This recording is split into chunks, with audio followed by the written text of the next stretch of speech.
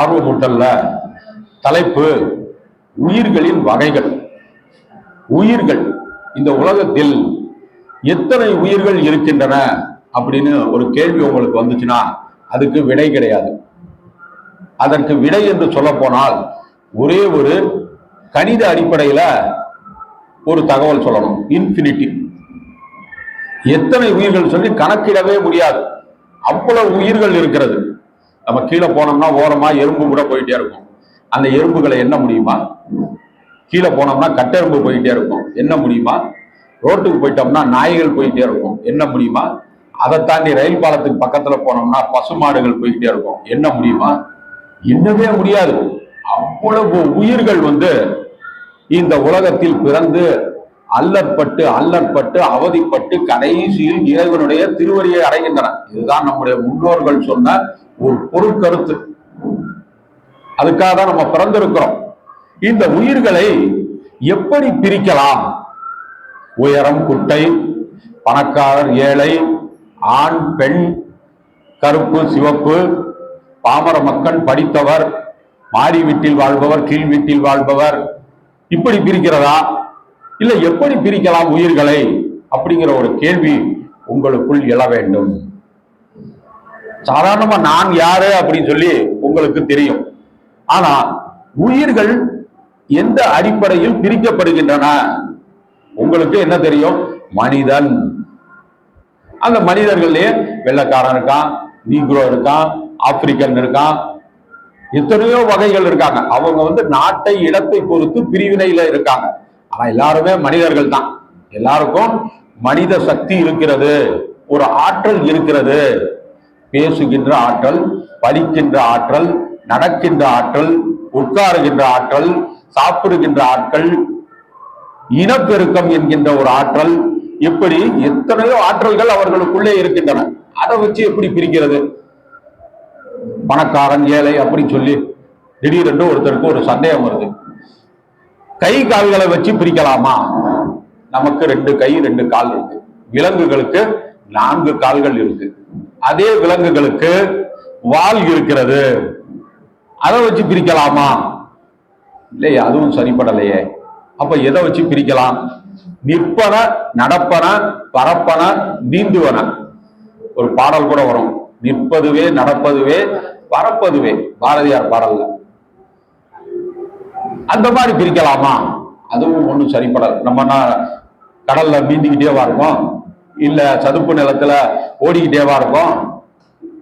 அதுவும் பிரிக்க முடியல. அப்ப எப்படித்தான் மனிதனை பிரிப்பது? உயிர்களை எப்படி பிரிப்பது? திடீரென்று ஒருத்தர் சொல்றார், மலையில் வாழ்பவன், கடலில் வாழ்வன, ஆறுகளில் வாழ்வன, குளங்களில் வாழ்வன, குட்டைகளில் வாழ்வன, புற்றுக்களில் வாழ்வன, பொந்துகளில் வாழ்வன, மரங்களில் வாழ்வன, வீடுகளில் வாழ்வன, காடுகளில் வாழ்வன. பாருங்க, உயிர்களை பிரிக்கிறதுக்கு எவ்வளவு கஷ்டப்பட்டிருக்காங்க. எப்படி உயிர்களை பிரிப்பது? 2000 ஆண்டுகளுக்கு முன்னாடி தோன்றிய மூத்த நூலான தொல்காப்பியத்திலே அவர் சொல்லிட்டு போயிட்டார். 2000 வருஷங்களுக்கு முன்னாடியே அவருக்கு அந்த சிந்தனை பிறந்துருச்சு. நம்ம 2000 வருஷங்களுக்கு முன்னாடி இப்ப கலிகாலத்துல இந்த இயந்திர யுகத்தில் வாழ்கின்றவர்கள் நாம இன்னும் அதை பத்தி சிந்திக்கவே இல்லை. யாராச்சும் சிந்திச்சிருக்கீங்களா? உயிர்களின் வகைகள். ஆளுக்கு 30 வயசு, 40, 50, 60, 70 வரைக்கும் ஆயிடுச்சு. கிட்டத்தட்ட உயிர்கள் எத்தனை, எப்படி பிரிப்பது உயிர்களை அப்படி சொல்லி யாராவது சிந்திச்சதுண்டா? சும்மா போற போக்குல எங்கேயாவது பள்ளியில படிச்சது அது எதுவுமே இல்லை. சிந்திச்சிருக்கீங்களா? யாராவது கையை தூக்குங்க. நம்முடைய கூட்டத்தை சார்ந்த அன்பர்கள் கையை தூக்குங்க. யாரு நீங்க சிந்திச்சிருக்கீங்க? ஒரே ஒரு ஆள் தான். மீதி யாருமே உயிர்களுடைய வகைகளை பற்றி சிந்திச்சதாக சரித்திரமே இல்லை. உங்களை போல ஒரு தெருவுக்கு ஒருத்தர், 1000க்கு ஒருத்தர், இல்ல 10,000க்கு ஒருத்தர் தான் சிந்திக்கிறாங்க. அவர்களுக்கு இப்பதான் ஆன்மீக பக்குவம் உள்ள வந்திருக்கு. மீதி யாருக்கும் ஆன்மீக பக்குவம் வரல. சதம் அடிக்க போறாங்க, ஆனாலும் சிந்தனை வரல. அதனாலதான் நம்முடைய அன்பு நட்போட்ட கூட்டத்துல அன்பு நட்போட்டம் சொல்லி கையெழுத்து போடுறீங்க. அது கீழே என்ன எழுதியிருக்கு? என்ன எழுதியிருக்கு? யாராவது பார்த்திருக்கீங்களா? வாரம் கையெழுத்து போடுறீங்க. யாராவது சொல்லுங்க. பொருளாளர், செயலாளர், ஆய்வாளர் யாருமே பார்க்கல. வாரம் கையெழுத்து போடுறீங்க. அதுல ஒரு தகவல் இருக்கு. இன்னைக்கு கூட எழுதியிருக்கேன். தன்னை அறிதல் போட்டிருக்கோமா? நோட் எடுத்து பாருங்க. தன்னை அறிதல். அன்பு நட்பு ஓட்ட கூட்டம் ஒண்ணு, ஆனா அது கீழே தன்னை அறிதல் அப்படின்னு இருக்கும். நீங்க உங்களை அறிவதற்காகத்தான் இங்க வந்திருக்கீங்க. இதுதான் உண்மையான விஷயம். நீங்க யாரு அப்படின்னு சொல்லி தெரிந்து கொள்வதற்கு தான் நீங்க வந்திருக்கீங்க. 100வது கையெழுத்து போட்டாச்சு, ஆனாலும் அதை மட்டும் பார்க்கல. எனக்கு நம்பர் மட்டும்தான் தெரிஞ்சது. 20ஆம் நம்பர், 18ஆம் நம்பர், 17ஆம் நம்பர். அதுல கையெழுத்து போட்டு போன் நம்பர் எழுதி தூக்கி பின்னாடி கொடுத்துருவேன். அது ரவுண்ட்ஸுக்கு போயிட்டு கரெக்டா வந்து நின்றோம். அவ்வளவுதான் பார்த்திருக்காங்க. தன்னை அறிதல் அப்படின்னு சொன்னோம்னா, நீங்க யாரு, இந்த உலகத்தில் பிறந்து என்ன சாதிக்க பிறந்திருக்கிறீர்கள், அதெல்லாம் எதுக்கு தேவையா? அதெல்லாம் தத்துவவாதிகிட்ட தான் சொல்லணும். நான் வந்து சாதாரண ஒரு வியாபாரி. கண்ணன் சொல்றார், வசூலுக்கு காலையில போவேன், மதிய சாப்பாடு திரும்ப வசூலுக்கு போவேன், ஆர்டர் போடுவேன், நைட்டு தூங்க வேண்டியது. அதெல்லாம் உங்க டியூட்டி தான், உங்க வேலை தான். ஆனாலும் மனித வாழ்க்கை என்பது ஒரு லட்சியத்தை கொண்டிருக்கிறது. அந்த லட்சியம் என்ன? கூட்டி கழித்து பெருக்கி வகுத்து பார்த்தோமானால் இறைவனுடைய திருவடியை அடைவதற்குத்தான் நாம் இந்த பிறவியை அடைந்திருக்கிறோம். அதுல உங்களுக்கு ஒரு ஸ்பெஷல் என்னது? இந்த கூட்டத்தில் வாரந்தோறும் கலந்து கொண்டு பல தகவல்களை தெரிந்து கொள்வதற்காக வந்திருக்கிறீர்கள்.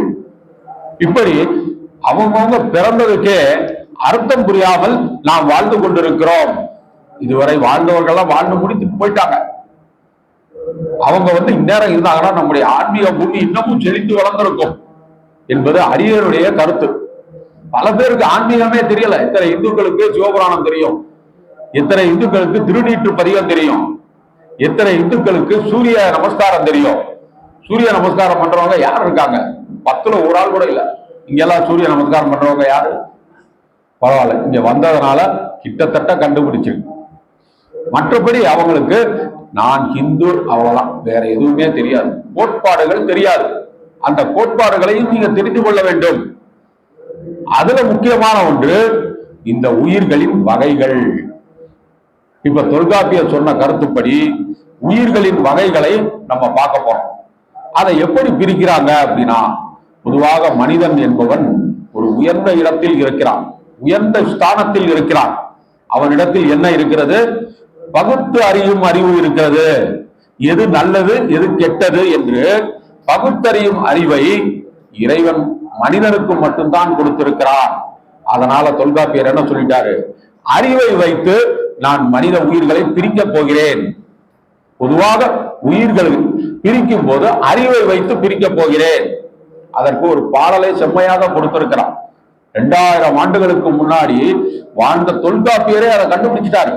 எவ்வளவு சாமர்த்தியமா அவர் கண்டுபிடிச்சிருக்காரு பாருங்க.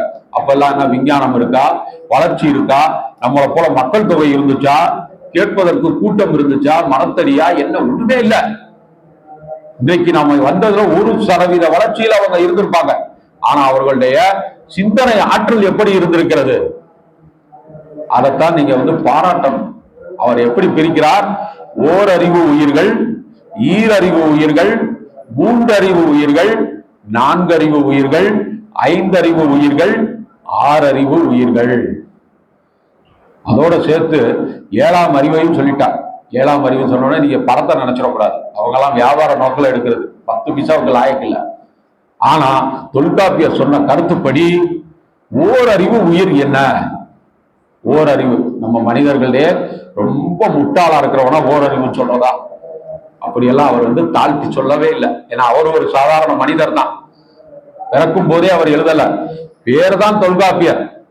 கொஞ்ச நாள் கழிச்சு பக்குவப்பட்டு தான் அந்த பாடல்கள் இலக்கணங்களை எல்லாம் வகுத்திருக்கிறார். யாருமே பிறக்கும் போதே வந்து கவிதை எழுதல. கொஞ்ச நாள் கழிச்சு தான் அந்த ஞானோதயம் ஏற்படுகிறது. அந்த ஞானோதயம் அவருக்கு ஏற்பட்டது என்னைக்கும் தெரியாது. தொல்காப்பியருடைய நூல் தான் கிடைத்திருக்கிறது. தொல்காப்பியருடைய வரலாறு நமக்கு கிடைக்கப்பெறவில்லை. அப்படி பிரிக்கையில ஓரறிவு உயிர்கள் என்ன அவர் பிரிக்கிறாரு. நல்லா யோசிச்சு பாருங்க. அவர் பிரிக்கிறது புல்லும் மரமும், செடி கொடிகள் இருக்கு, மரம் இருக்கு. எட்டி பார்த்தா மரங்கள் தெரியுது, கீழே பார்த்தோம்னா செடி கொடிகள் தெரியுது. அதெல்லாம் ஓரறிவு உயிர்கள்.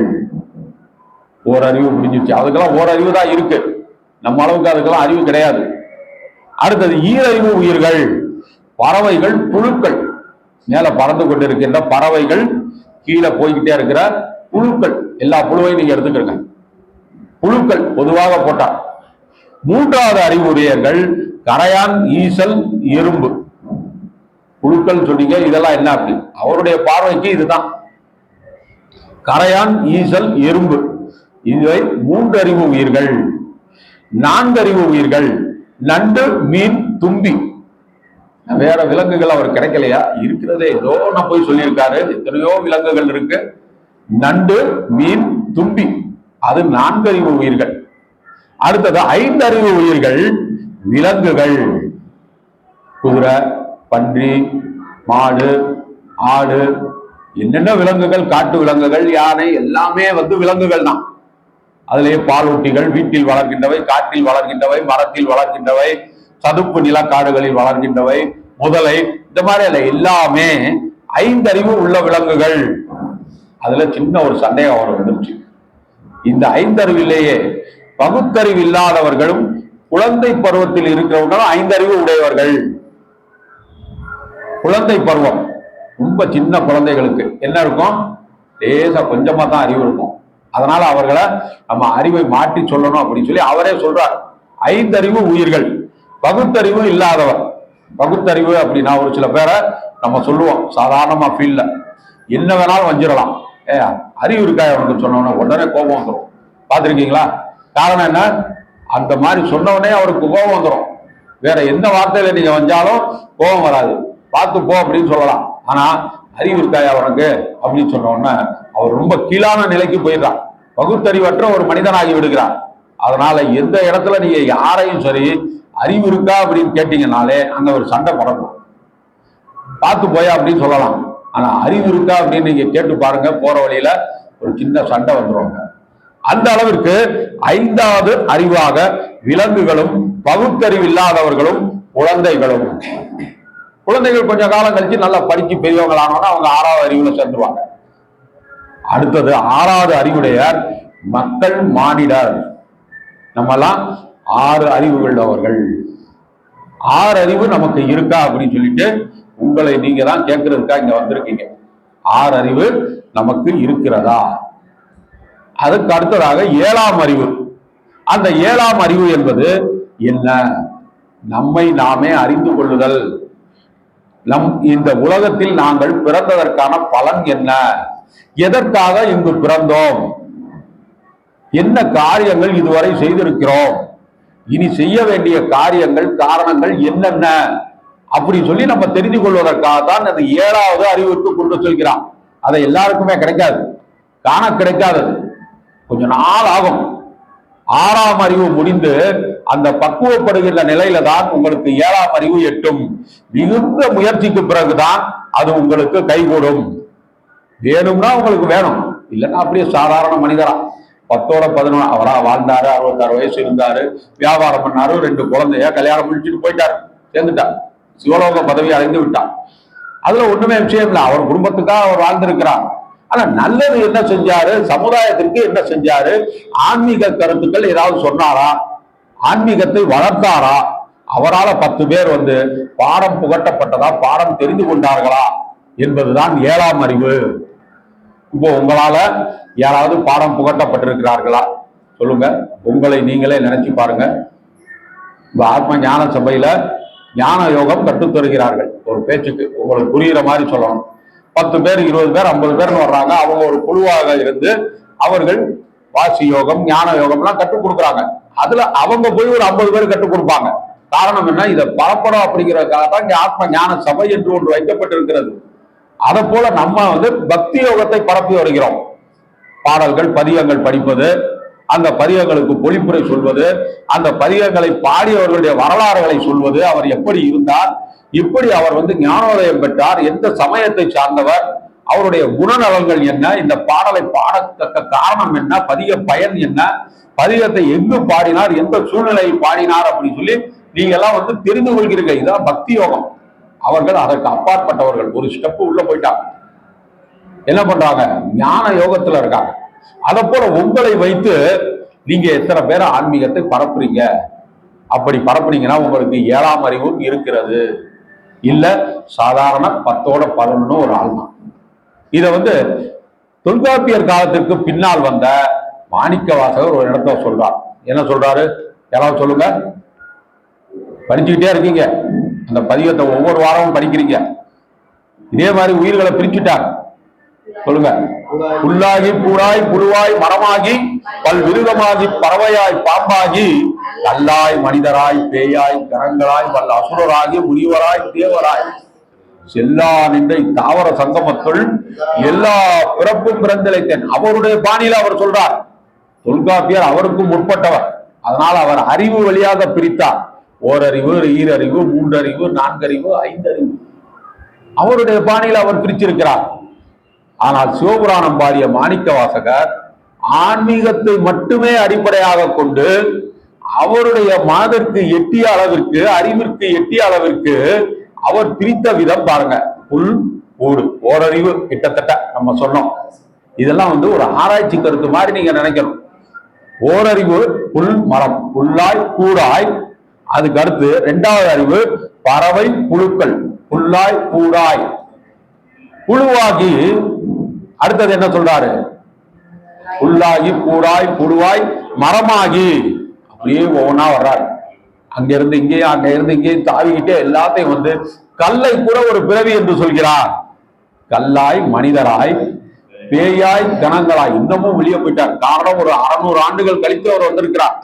அவருடைய காலம் 7ஆம் நூற்றாண்டு அல்லது 8ஆம் நூற்றாண்டு என்று சொல்லப்படுகிறது. இன்னும் குழப்பத்திலே இருக்கு. 63 நாயன்மார்கள்ல மாணிக்க வாசகர் கிடையாது. எல்லாரும் தேடிக்கிட்டே இருப்பாங்க. பக்தராய் பணிவார்கள், எங்களா மாணிக்க வாசகர் இருக்காரு அப்படின்னு. 63 நாயர்கள்ல அவர் சேர்க்கப்படவில்லை. காரணம், எல்லாத்துக்கும் பின்னாடிதான் அவர் வந்திருக்காரு. அவர் சொல்கின்ற விதம் ஒரு மாதிரியாக இருக்கிறது. புல்லாகி பூடாய் புழுவாய் மரமாய். ஒரு வகையில அவருக்கு பட்ட ஒரு ஆராய்ச்சி கருத்து. ஏன்னா அவர் நல்லா படித்தவர். பாண்டிய மன்னனிடத்துல சேனாதிபதியா இருந்தவர். திடீரென்று திருப்பெருந்துறைக்கு சென்று குதிரை வாங்கிட்டு வர சொல்றாரு. ஆனா அங்க போய் முக்தி பெறுகிறார். மெய்யே உன் பொன்னடிகள் கண்டின்று வீடுற்றேன். அவருடைய மனநிலை அப்படி இருக்கிறது. புல்லாகி பூடாய் புழுவாய் எத்தனையோ பிறவிகள் நான் வந்துட்டேன். அவர் ஓரறிவு ஈரறிவு பிரிக்கிறதுக்கு எல்லாமே ஒரு பிறவி என்று சொல்லிவிட்டார். தேவர், அசுரர், கணங்கள், அரக்கர் எல்லா பிறவியும் நான் பிறந்து வந்துட்டேன்.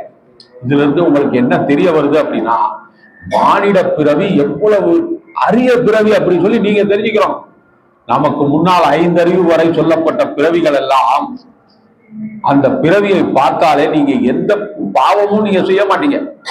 ஒரு சாதாரணமா ஒரு நாயை பாருங்க, ஒரு மாடு, பசு, குரங்கு எல்லாத்தையும் பாருங்க. அவங்க எல்லாம் சொலையா தண்ணி எடுத்து குடிக்கிறாங்களா? வாய்ப்பே கிடையாது. நக்கி தான் குடிக்கணும். கீழே கொட்டி இருக்கிறத கவிக்க, கீழே கொட்டி இருக்கிறதா சாப்பிடணும். 2 கைகளாலும் சாப்பிடணும். மலம் கழிவது எங்க வேணாலும் மலம் கழிவாங்க. அதற்கு அந்த அறிவு கிடையாது. அடுத்தவர்கிட்ட புடுங்கி கூட சாப்பிடும். அந்த உயிர்கள் எல்லாம் வாழ்வது ஒரே ஒரு காரணத்திற்காக வாழ்கின்றன. எதற்காக? உண்பதற்காக மட்டும்தான் வாழ்கின்றன. ஆனா நம்ம உண்பதற்காக வாழ்கிறோமா? குடும்பத்தை, நாட்டை, வீட்டை, எல்லாத்தையும், சமுதாயத்தை எல்லாம் காப்பாற்ற வேண்டிய ஒரு சூழ்நிலையில் இருக்கிறோம். அதனாலதான் நமக்கு இறைவன் பகுத்தறிவை கொடுத்திருக்கிறார். 6வது அறிவு என்று கொடுத்திருக்கிறார். இதை மாணிக்க வாசகர் நல்லா அலசி பிடிச்சு உங்களுக்கு சொல்றார். புல்லாகி பூடாய் புழுவாய் மரமாகி பல்விருகமாகி பறவையாய் பாம்பாகி எல்லா பிறப்பும் நான் பரிந்தெடுத்தேன். இப்ப என்னுடைய இந்த கடைசி அரிய ஒரு மானிட பிறவியில என்னுடைய ஒரு குறிக்கோள் என்ன? உன்னுடைய திருவடியை அடைய வேண்டும். மெய்யே உன் திருவடிகள் கண்டின்று வீடுற்றேன். வீடு பேர் பெற்று விட்டேன். இனி வேற எதுவுமே எனக்கு தேவையில்லை அப்படி சொல்லிட்டு தான் அடுத்த வரைக்கும் அவர் போறாரு. சரி, இப்ப 6 உயிர்களை பிரிச்சுட்டார்.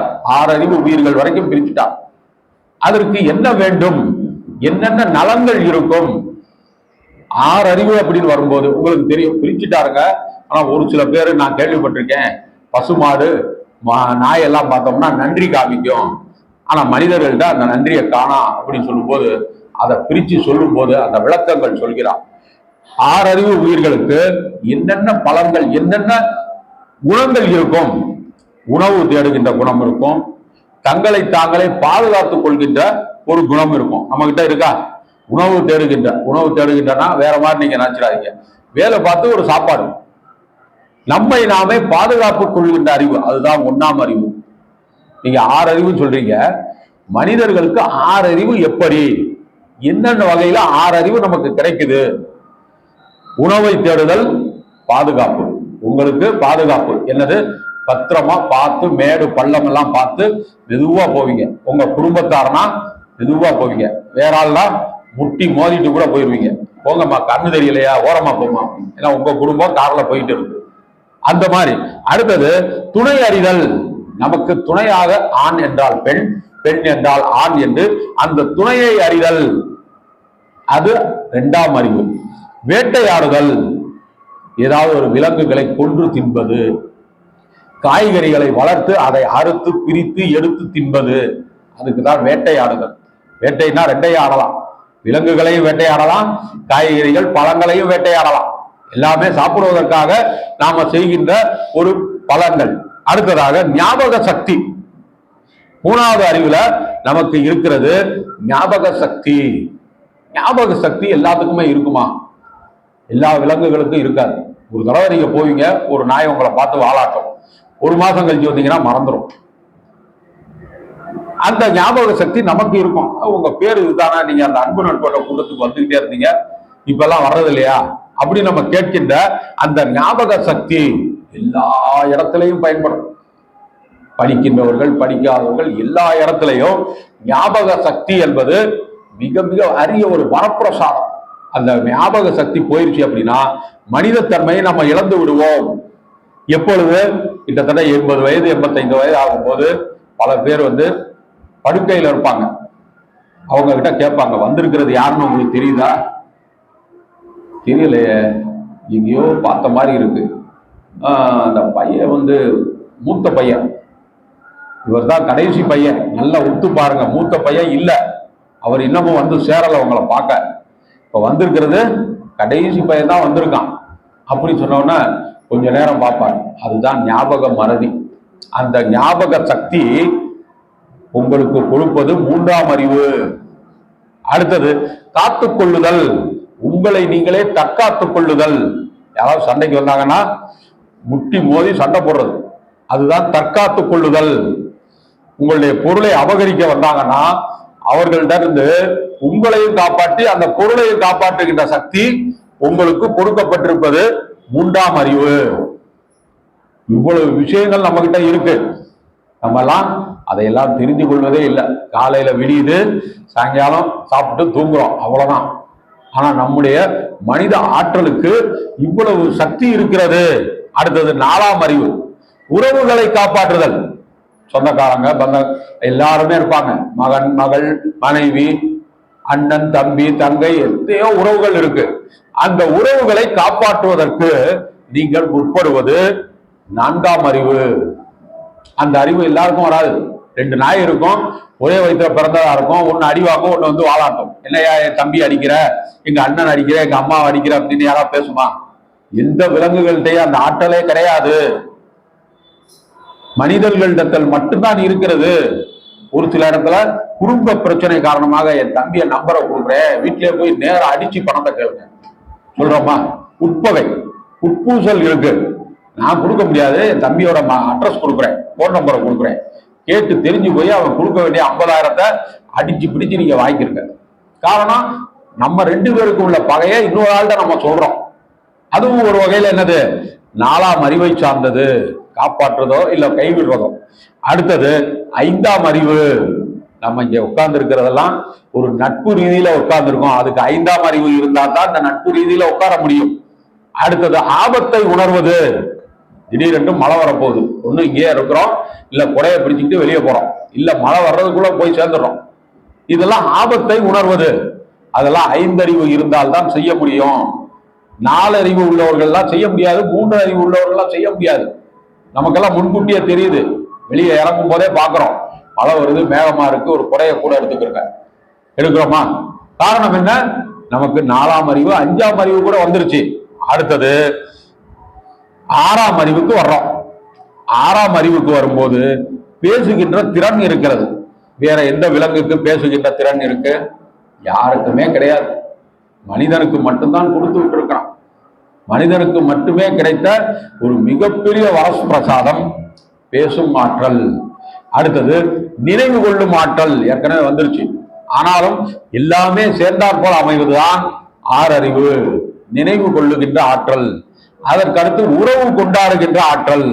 நம்ம இங்க போகும்போது ஐஸ்கிரீம் கொண்டு போகணும், பையன் விமல்ராஜ் ரெடியா உட்காந்துருப்பான், அப்பா ஐஸ்கிரீமோட வருவார் அப்படின்னு சொல்லி வாசல்ல காத்துக்கிட்டு இருப்பான் அப்படின்னு சொல்லி அந்த உறவு கொண்டாடுவதற்காக கையில ஒரு பொருளை எடுத்து செல்லுதல், அது உறவு. அடுத்தது பகுத்தறிவு. டூ வீலரை திறக்கிறதுக்கு பீரோ சாவியை கொண்டு வருவோமா? செய்ய முடியாது, உள்ளே போகாது. இந்த சாவி வேற அந்த சாவி வேற. அதனால என்ன பண்ணுவோம், ஒரு கீச்செயின் மட்டும் போட்டு இதை இங்க மாட்டியிருப்போம், அதை அங்க மாட்டியிருப்போம். ஒரு சில வீடுகள்ல பீரோவிலேயே சாவி தொங்கும், ஏன்னா எங்கேயாவது வச்சுட்டோம்னா தேட வேண்டிய சூழ்நிலைன்னு சொல்லிட்டு எல்லா வீடுகள்லையும் கிட்டத்தட்ட பாத்தீங்கன்னா பீரோவிலேயே அந்த சாவி தொங்கும். யார் யார் வீட்டுல பீரோ சாவி தொங்கும்? ஒரே ஒருத்தர் தான், மற்றவங்க எல்லாம் எடுத்து வச்சிருக்கீங்க, கோடிக்கணக்கில் காசு வச்சிருக்கீங்க போல. ஏன்னா இவங்க கிட்ட தான் ஆயிரக்கணக்கில் இருக்கு, மற்ற ஆள்கள்லாம் கோடிக்கணக்கில். அதனால பீரோ சாவியை ஒழிச்சு வச்சிருக்கீங்க. பீரோவே இல்ல பாருங்க, சரியான ஜோக்கு. அவர்கிட்ட பீரோவே இல்ல, ஆனா வெளியே வேற எங்கேயாவது பதுக்கி வச்சிருப்பார் இல்லையா? அப்படித்தானே சொல்லணும், பதுக்கி வச்சிருப்பார் அப்படின்னு சொல்லணும். அத போல பேசுகின்ற திறன், நினைவாற்றல், உறவுகளை பகுத்துக் கொள்ளுதல், பகுத்தறிவு, ஆறாம் அறிவு. மனிதனால் மட்டுமே இந்த இறைநிலையை உணர முடியும் என்பதனால இறைவனுக்கு அந்த பகுத்தறியும் அறிவை இறைவனும் கொடுத்திருக்கிறான், நமக்கும் ஒரு வரப்பிரசாதமாக கிடைத்திருக்கிறது. இதை வள்ளலார் என்ன சொல்றாரு, 7 திரைகளுக்கு அப்பால் உள்ளது. அவரும் 7 காமிச்சிட்டார். என்னது? 7ஆம் அறிவு. 6 அறிவு உள்ள மனிதர்கள் தான் அவர்கிட்ட வர்றாங்க. அருட்பெரும் ஜோதி, தனிப்பெரும் கருணை அப்படின்னு சொல்லிட்டு ஒரு ஜோதி வடிவில் இருக்கும். அது எங்கது? 7ஆம் திரைக்கு அப்பால் உள்ளது. அந்த 7ஆம் திரைக்கு அப்பால் உள்ளது தான் நம்ம தேடி போய்கொண்டிருக்கிறோம். எங்க இறைவன் இருக்கான் அப்படின்னு சொல்லி நம்ம காட்டுறதுக்கெல்லாம் ஆள் கிடையாது. இந்த மாதிரி அறிவுரைகள் இதெல்லாம் பார்த்து நம்ம தான் தேடணும். எங்கேயாவது கையை பிடிச்சு கூட்டிட்டு போவாங்களா? ராமகிருஷ்ண பரமஹம்சர் விவேகானந்தருக்கு குருவாக திகழ்ந்தார். நிறைய கேள்வி கேட்டு வந்துகிட்டே இருப்பார். திடீர்னு கதவை தட்டுவாராம். எனக்கு ஒரு சந்தேகம், சந்தேகம் கேட்கறதுக்கு தான் நேரமா? ராத்திரி 2 மணிக்கு நீ வந்திருக்க அப்படின்னு. இல்ல, அந்த சந்தேகத்தை அன்னன்னைக்கு நீங்க தானே சொல்லுவீங்க. எப்ப உங்களுக்கு சந்தேகம் வருதோ அப்போ வந்து தீர்த்துக்கிறோம்னு சொல்லாதனால நான் நேரடியா 2 மணிக்கு வந்து கதவை கட்டுறேன். சரி சொல்லு. இல்ல, இந்த இறைவனை அடைவதற்கு குருநாதர் முக்கியம் சொல்றாங்க. அது என்ன அப்படின்னு சொல்லி தெரியல. நானே போய் கூட அடைஞ்சிருவேன். ஆனா குருநாதர் இல்லாம நான் இறைவனை அடைய முடியுமா? அதை எனக்கு ஏதாவது ஒரு பொருள் வழியா சொல்லுங்க. பெரிய தலைவலி இருக்கு, வந்திருக்கிற நேரம் 2 மணி ராத்திரி, நல்ல தூக்கம் வர்ற நேரம்.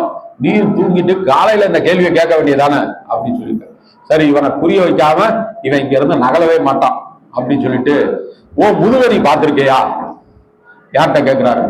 சுவாமி விவேகானந்தர்கிட்ட ராமகிருஷ்ண பரமஹம்சர் கேட்கிறார், உன்னுடைய முதுகை நீ பார்த்திருக்கிறாயா அப்படின்னு.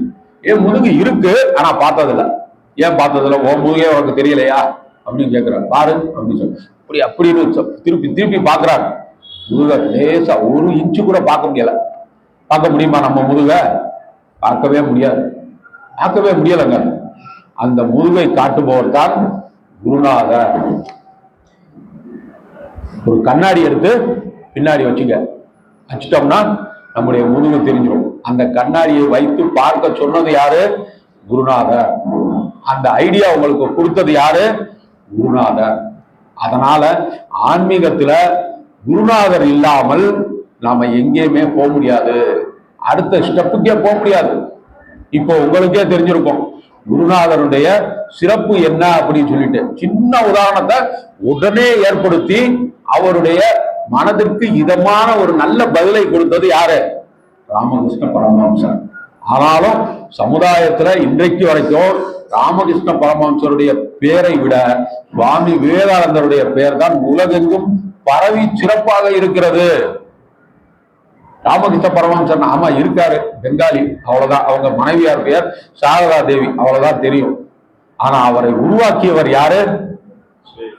விவேகானந்தரை உருவாக்கியவர் ராமகிருஷ்ண பரமஹம்சர் அப்படிங்கிற தகவல் வந்து பல பேருக்கு இன்னமும் தெரியாது. சாதாரணமா சுவாமி விவேகானந்தர் உருவாகல. இவ்வளவு கேள்விகள் கேட்டு கேட்டு கேட்டு கேட்டு பக்குவப்பட்டு தான் அந்த 7ஆம் அறிவை அவர் அடைந்திருக்கிறார். ஆறறிவு என்பது ஒரு சாதாரண சூழ்நிலையில சுவாமி விவேகானந்தர் சிகாகோவில் போய் அந்த உரையை ஆற்ற முடிந்திருக்காது. 7ஆம் அறிவை அவர் தேடி சென்றதனால்தான் அந்த சிகாகோவில் இந்து மதத்தை பற்றி 1.5 மணி நேரம் அவர் பேச முடிந்தது என்று கூறினால் அது மிகையாகாது. சாதாரணமா நம்ம போய் பேசுவோமா? உங்களுக்கும் 6 அறிவு இருக்கு, உங்க சிகாகோ டிக்கெட் போட்டு கொடுக்குறோம், இந்து சமய மாநில மாநாடு, நீங்க போய் பேசுங்க அப்படின்னா என்ன பேசுவீங்க? ஒன்றும் தெரியாது. ஆனா அவரு அந்த காலத்திலேயே 1800 சொச்சத்திலேயே அந்த 7ஆம் அறிவை தேடி சென்றிருக்கிறார். கன்னியாகுமரியில போய் தாயை பாதம் பார்த்து அங்க அமர்ந்திருக்கிறார், தியானம் செய்திருக்கிறார். நம்ம எல்லாம் அப்ப எங்க இருந்தோமோ தெரியாது. ஆனா அவர் பக்குவப்பட்டு அந்த 7ஆம் அறிவை தான் யார் என்பதை புரிந்து கொள்வதற்காக அவர் அந்த இடத்தை நோக்கி சென்று அலைந்து கொண்டிருக்கிறார். இந்தியா முழுவதும் எங்கெல்லாம் ஆன்மீகம் செலுத்திருக்கிறதோ அங்கெல்லாம் போய் மத பிரச்சாரம் செய்து வழிபாடு செய்து நம்முடைய இந்து சமயத்தில் ஒரு மிகப்பெரிய ஆன்மீகவாதியாக கருதப்படுகிறார் அந்த சுவாமி விவேகானந்தர். இப்ப மனிதனுடைய உயிர்களை பொறுத்து நம்ம வருவோம். சாதாரணமா நம்ம இருந்தோம்னா நம்முடைய ஆறறிவு என்பது வீணாகிவிடும். நீங்க போற வர்ற வழியில விலங்குகளை பார்க்க வேண்டும். அந்த விலங்குகள்லாம் 2 அறிவு 3 அறிவு 4 அறிவோட நிற்கின்றன. ஆனால் நம்ம என்ன பண்றோம்? 6 அறிவு பெற்றும் அந்த விலங்குகளை போன்றே நாம செயல்பட்டு வருகிறோம். ஒருத்தர் விட்டு கொடுக்காமை, சண்டை, குடும்பத்தில் சச்சரவு, கோர்ட்டு பிரச்சனை, பணப்பிரச்சனை, மனப்பிரச்சனை அப்படின்னு சொல்லிட்டு நம்ம அங்கேன்னு சுத்திக்கிட்டே தான் இருக்கோம். நமக்கென்று ஒரு வளர்ச்சி என்பதை நாம மனசாட்சியை தொட்டே நீங்க சொல்லி பாருங்க, இருக்காது. அதை இனிமேலாவது வரும் காலங்களில் இந்த உலக உயிர்கள் எத்தனை பேர், எப்படி அவர்கள் பிரித்திருக்கிறார்கள் ஆறறிவு உயிர் என்று, அந்த ஆறறிவு உயிர்கள்ல நம்ம எந்த இடத்தில் இருக்கிறோம் அப்படின்னு சொல்லி உங்க நெஞ்ச தொட்டு நீங்க பார்க்கணும். பாத்தீங்கன்னா இனிமே நீங்க உங்க வாழ்க்கையில எந்த தவறுதலும் நீங்க செய்ய மாட்டீங்க. திருவள்ளுவர் ஒரு இடத்துல சொன்னாரு, மனத்துக்கண் மாசிலனாதல் அனைத்து அரண் ஆகுல நீரப்பிற. எந்த ஒரு வேலையோ நீங்க விரதமோ பதிகமோ எதுவுமே பாட வேணாம், ஆகுல நீரப்பிற, மத்தெல்லாம் தூக்கி போடுங்க. மனத்துக்கண் மாசிலனாதல், மனம் சுத்தமாக இருந்தால் எல்லாமே உங்களை வந்தடையும், உங்களை தேடி வந்தடையும் என்று சொல்லிவிட்டார். அவர் சொன்னது முக்காலத்திற்கும் பொருந்துகின்றது. அதனாலதான் உலக பொதுமறை என்று சொல்வார்கள் திருக்குறளை. அவர் எழுதுனது கிட்டத்தட்ட ஆயிரக்கணக்கான ஆண்டுகளுக்கு முன்னாடி. அங்கிருந்து இன்னைக்கு எவ்வளவோ நாகரிகம் வளர்ந்துருச்சு. அதை போய் நம்ம எப்படி எடுத்துக்கொள்வது அப்படின்னா, இதுவரைக்கும் அவர் திருக்குறளை வெறுத்தவங்கள மறுத்தவங்கள எதுவுமே கிடையாது. உலகத்திலேயே 110 மொழிகளில் அது மொழிபெயர்க்கப்பட்டிருக்கிறது. எல்லாருமே ஏற்றுக்கொள்வார்கள், வெளிநாட்டவர் கூட ஏற்றுக்கொள்வார். அவர் சொல்லாத தகவல்களே கிடையாது. பொருட்பால், காமத்துப்பால், அறத்துப்பால் அப்படின்னு சொல்லி எல்லாத்தையும் அவர் சொல்லிட்டு போயிட்டார். அறவழியில் பொருளிட்டு இன்பமாக வாழ்ந்தால் முக்தி நிலை அடையலாம். அறம், பொருள், இன்பம், வீடு. முக்தி நிலை என்பது வீடு பேரு. எல்லாவற்றையும் சொல்லிவிட்டார். அந்த ஒரு குறளை மட்டுமே நீங்க இந்த ஆறறிவு என்பதில் பயன்படுத்தினாலே போதுமானது. போற வர்ற வழியில நீங்க மற்றவர்களையும் பாருங்க, எப்படிப்பட்ட சூழ்நிலையில் அவர்கள் வாழ்கிறார்கள். விலங்குகள் எல்லாம் எப்படி இருக்கிறது, மரங்கள் எல்லாம் எப்படி இருக்கு. அடியெல்லாம் ஒரு தீர்த்த யாத்திரை, ஒரு தல யாத்திரை, ஒரு ரத யாத்திரை அப்படின்னு சொல்லி எங்க போனாலும் கற்களை எல்லாம் பார்ப்பேன். கற்களும் என்னது, ஒரு உயிர்கள் தான். அந்த கற்கள் என்னது, அனாதையா கிடக்கும். அடியன் ரியல் எஸ்டேட் தொழில் பண்றேன். போய் இறங்கினோன்னா முதல்ல பூமியை தொட்டு வணங்கி விட்டு தான் அடுத்த பேச்சு. எந்த ஏரியா போனாலும் நம்ம பண்றதெல்லாம் 20, 30, 50 கிலோமீட்டர் வரைக்கும் போறோம். கண்காணாத காடுகள்லாம் இருக்கும். அங்க போய் இறங்கினோன்னா முதல்ல பூமியை தொட்டு வணங்கி விட்டு தான் அடுத்த வரி பேசுறது அப்படின்னு சொல்லி ஒரு 27 ஆண்டுகளாக அரியன் அந்த பழக்கத்தை மேற்கொண்டு வருகிறேன்.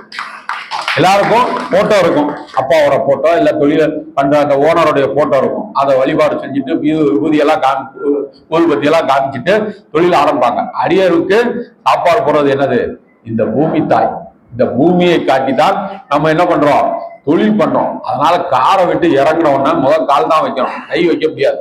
அதனால இறங்கி முதல்ல பூமியை தொட்டு வணங்கி, இன்றைக்கு எனக்கு ஒரு நல்ல வியாபாரத்தை கொடுக்கணும், நல்ல நண்பர்களை கொடுக்கணும் அப்படின்னு சொல்லி மனதார வேண்டிக் கொண்டுதான் தொழில் செய்கிறோம்.